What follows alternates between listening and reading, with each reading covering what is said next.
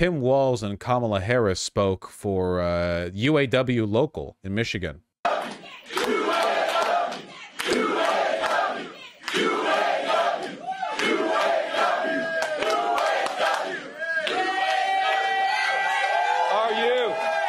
Are you ready to speak up for the Harris-Walz ticket?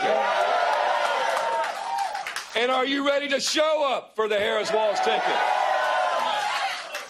I know you are. So UAW family, it's time to go to work. And it is my ultimate honor to introduce Governor Tim Walz. Wow. Wow. Well, thank you, Mr. President. The American worker has no greater friend than you and your members. Thank you for what you do every single day.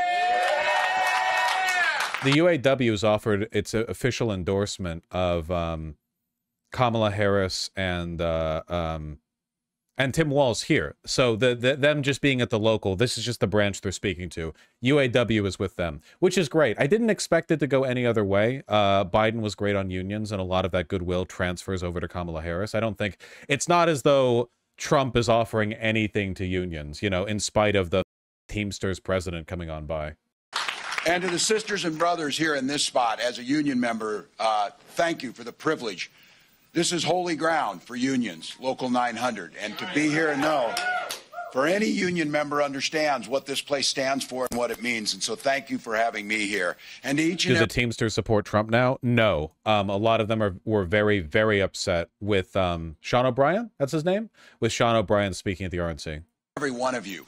Thank you for the privilege of walking that picket line with you last year. Thank you for allowing us to lift up our voices. And in Minnesota, the work that you did, it didn't just benefit UAW workers, it benefited all workers. So I couldn't be prouder to be on this ticket and couldn't be prouder to stand with UAW.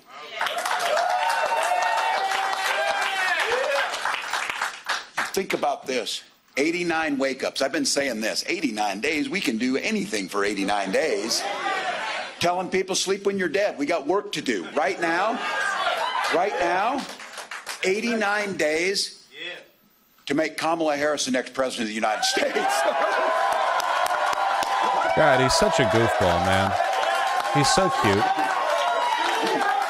Yeah. Look.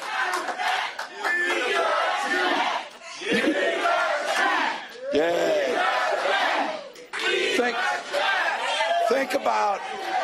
Think about this leader that's very simple. She stands on the side of the American people and the American worker. She's the one who took on the predators, the fraudsters, the transnational gangs, and she's the one that stands up against the billionaires in the corporate greed that bring to it. This is who it is. And she has a long record of delivering for union members, and organized labor. All right, everybody in this room knows, and I keep saying this is a bit of preaching to the choir, but the choir needs to sing right now. The choir needs to sing. We know that unions built the middle class. The rest of America has to. You know who doesn't believe that? Donald Trump. He sees the world entirely differently, and it really starts with this. When I look at community and neighbors and unions and the word that Sean said, unity, this guy doesn't know the first thing about unity or service. He's too busy serving himself. Again and again and again, you've seen it. He put himself above us. He weakened our country to strengthen his own hand. He mocks our laws. He sows chaos and division. That says nothing about how he dealt with his president. We lived through it. We lived through it. He froze in the face of COVID, and our neighbors died because of it. And by doing nothing about COVID, he drove this economy into the ground. And I want to be very clear about this, because there's a lot of lies that happen when they're here. Violent crime was up when Donald Trump was president. That's right. That's right. Without even counting his crimes, it was still up. It was still up. I have to say, maybe this is me being a little bit of a greenhorn. Maybe somebody who knows a bit more could correct me on this, but I feel like it's significant that Kamala Harris and Tim Walz have been given a platform at the UAW, not only to speak of the endorsement and to say, you know, thank you, we're going to make American workers great again or whatever, but to do like a cut down version of their stump speech. You know, they're not just being given the space to accept the endorsement and praise the UAW, which I feel like would be a little more conventional, but they're just doing the regular stump speech bit, which reminds me a bit more of how Donald Trump accepts endorsements from others with that like self-promotional angle. Though obviously in this case, the difference being that Donald Trump is a fascist and the things that he does that benefit him are bad. And in this case, they're good. So that's nice. Doesn't it feel like he's doing a lot more speaking than Kamala as of late? Yeah, no, they're definitely letting Tim Walz take a lead. I think that's smart in large part because everyone already knows Kamala Harris, right? Kamala Harris has been the VP. Before that, she was active in the 2020 primaries. We have memories of that. So they're trying to give us like Kamala is the one we're familiar with, the one who leads the intro, but Tim Walz is the guy who we need to learn about, and he's also very, very, very strong, you know, possibly physically, but I mean as a candidate. So this is very simple. You know it, and it's going to take a heck of a lot of hard work, but this election is a simple choice. What direction and what's our country going to look like? What direction are we going in? You know it. We've said it. Donald Trump's going to take it backwards.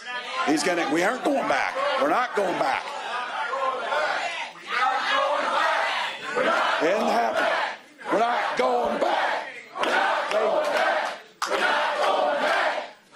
Look, and this thing of playing dumb while he sits on the planes with these billionaires and says I don't know anything about Project 2025. I just fly on the planes with them.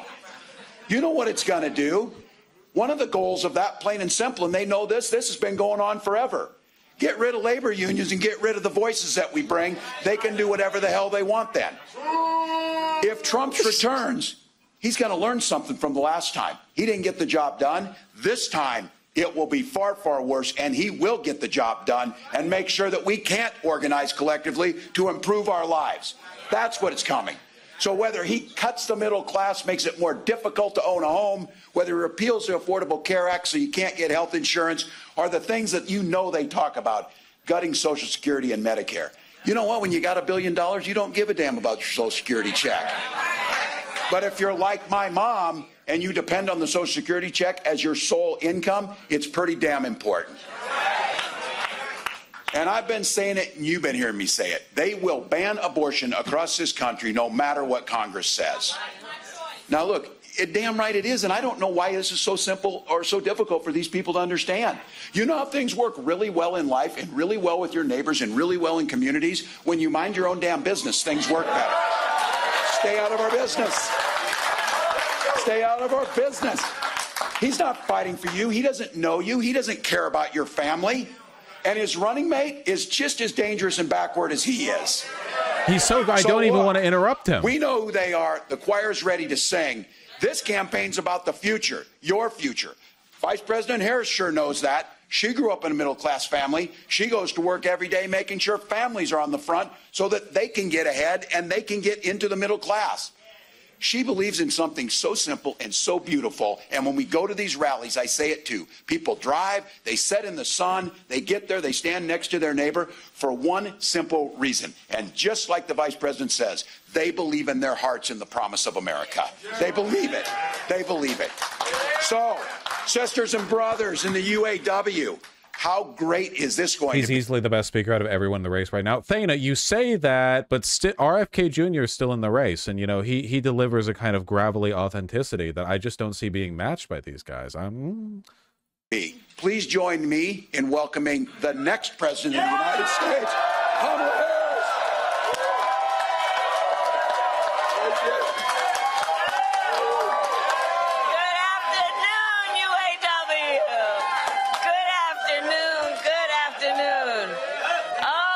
To be in the House of Labor. It is good to be in the House of Labor. Thank you. Please have a seat. Please have a seat. Okay, so let me just say, first of all, can we hear it again for Tim Walz? Isn't he spectacular? You know, I have to tell people have been asking, well, what do you and Tim Walz have in common? And I said, well, you know, a whole lot. You know, we grew up the same way. We grew up in a community of people, you know, I mean, he grew up in Nebraska. Me, Oakland, California, seemingly worlds apart, but the same people raised us. Good people, hardworking people. Step sibling announcement. People who had pride in their hard work. You know, people who had pride in knowing that we were a community of people who looked out for each other. You know, raised by a community of folks who understood that the true measure of the strength of a leader is not based on who you beat down, it's based on who you lift up. Amen.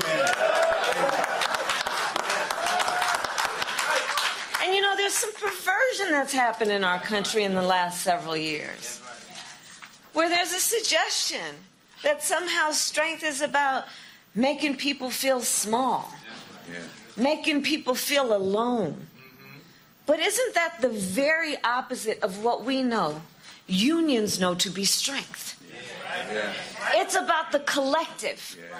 It's about understanding no one should ever be made to fight alone. That we are all in this together. This is a new speech. Yeah, this is specific to the UAW. You know why? Tim Walz continued the stump speech from his previous appearances. She has a new speech. My entire career for unions and labor, because I understand the concept and the noble concept behind collective bargaining. And here it is. Here it is. Fairness. Chat, stop calling her drunk for fuck's sake. Okay, in fairness, Kamala Harris does often sound like she's drunk. She hasn't lost that attribute. She's injecting more energy into it, but like it's a whimsy thing. It's Faye-like, you know. Again, not even necessarily an insult. I actually think that this is another one of those things where it's good or it's bad depending on the energy, depending on the direction. And in this case, the fact that they're directly juxtaposing themselves against Donald Trump and JD Vance for being weird, uncaring, like inhuman, monstrous. In this context, her being kind of like, you know, affably, ha ha ha ha, like, I think it actually works to her benefit, you know? I think it would be a huge detriment if she was trying to come across like super serious, but I don't really think she does. You don't have to be super serious to be president. Donald Trump never pretended to be serious, and his fan base will admit that, and they still voted him in for president. I don't think you have to be super serious, you know? Fairness. It's about saying, hey, in a negotiation, don't we all believe the outcome should be fair? I mean, who could disagree with that? The outcome should be fair. It should be fair, right? But when you're talking about the individual and a big company, and you're requiring that one individual to negotiate against a big company, how's that outcome going to be fair? So collective bargaining is about saying, let the collective come together around a common experience, which at its core is about dignity and the dignity of labor. That's right. And then let the people come together to negotiate so you make the balance, and then the outcome will be fair. And isn't that what we're talking about in this here election? We're saying we just want fairness. We want dignity for all people. We want to recognize the... I'm really sorry, guys. Sometimes during these speeches, my mind wanders, as one with ADHD's mind often does. Just looking over the polling again, and I think, like, so much has happened that I forgot how bad things were with Joe Biden. So we have the New York Times polling here for Pennsylvania, where Harris is ahead, both just between Harris and Trump, and also if you factor in Kennedy and Stein, right? Like winning in those cases as well. The only plus Trump you see here, this is for North Carolina, Nevada, Arizona, Pennsylvania, is from the Trafalgar Group, which is partisan. It's, see, partisan pollster for the Republican Party. We don't trust Trafalgar. We don't believe in them. All polling is devilish, but this, you know, this is especially devilish. We don't believe them.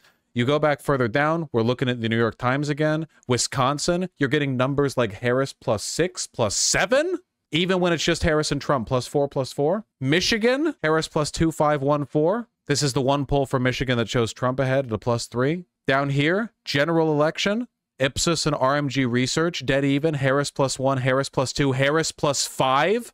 In this one where Kennedy is factored in, again, it's only polling. It's just polling, but man, have we come a long way in 1 month.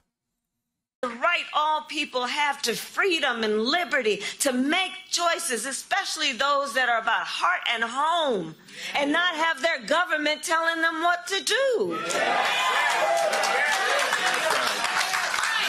Our campaign is about saying we trust the people. We see the people. We know the people. You know, one of the things I love about our country? We are a nation of people who believe in those ideals that were foundational to what made us so special as a nation. We believe in those ideals. And the Sisters and Brothers of Labor have always fought for those ideals. Always fought for those ideals. And we know we are a work in progress. We haven't yet quite reached all of those ideals, but we will die trying because we love our country and we believe in who we are.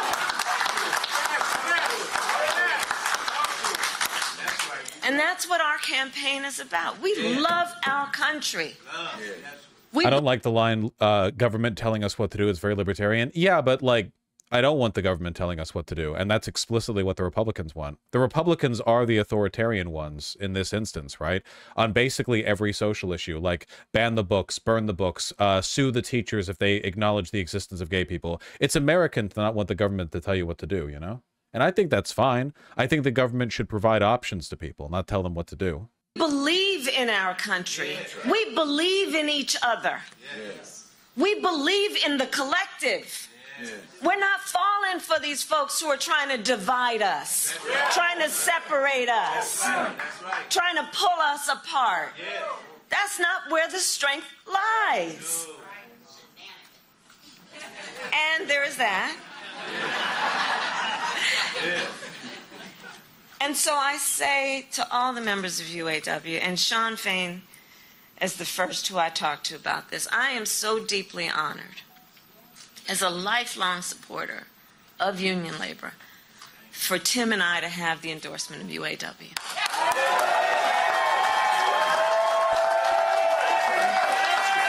So deeply honored. Because you walk your walk. You walk your walk. And what we know, like we have talked about, we got 89 days to get this done. You know, the one thing about all of us is we like hard work. Hard work is good work. Hard work is good work. The thing that we like about hard work is we have fun doing hard work.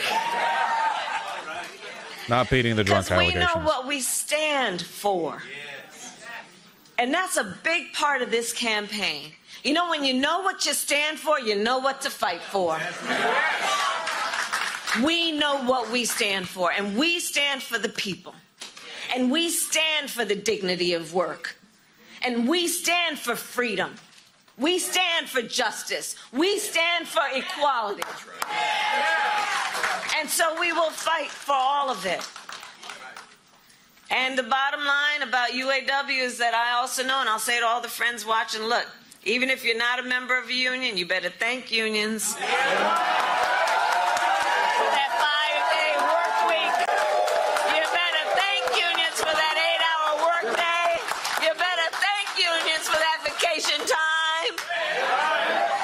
What vacation time? This is America. I'm here to say thank you. Thank you. Thank you. Thank you to the sisters and brothers of UAW for all you are and all we will do over these next 89 days. God bless you. God bless you. It's pretty good. Yeah, I saw this too, the LULAC endorsement, the very first endorsement from the League of United Latin American Citizens, the largest Latin American civil rights org in the United States. First time they've done this. That's nice. Breaking with its past practice of not formally supporting any political candidates. Not all members of LULAC have been or are Democrats, but the group's objectives have mostly aligned with Democrats in modern history. They've considered creating a PAC for a few years, the org said, but the prospect of another Donald Trump presidency created an urgency to do it now. Whew. LULAC has 535 councils and 140,000 members, 86% of whom are registered voters. Well, gotta get out and vote. Gotta put the work in. Do you think Trump lost some energy because he's a narcissist? I think he's just kind of unhappy with the sudden turn where he's fighting a much harder race against somebody who's getting a lot of attendance at the rallies and a lot of, you know, a lot of money. Yeah. Was he ever happy? I mean, I think Donald Trump enjoyed having Joe Biden as an opponent. I think this is evidenced by the fact that Donald Trump spends like at least 15 minutes every day talking about how much he misses Joe Biden, you know? It's pretty weird. I think he's also upset that he didn't get a post-shooting poll, like, you know, polling bump. I think that might have been one of the big things too, you know? The conventional logic is if you survive a assassination attempt and you get cool photos out of it too, you get some kind of bump in the polls, but that just didn't happen, and I don't think he's happy with it, like, at all. Yeah, got shot for nothing! The whole thing was orchestrated for no purpose whatsoever. What a waste of time. What a waste of time.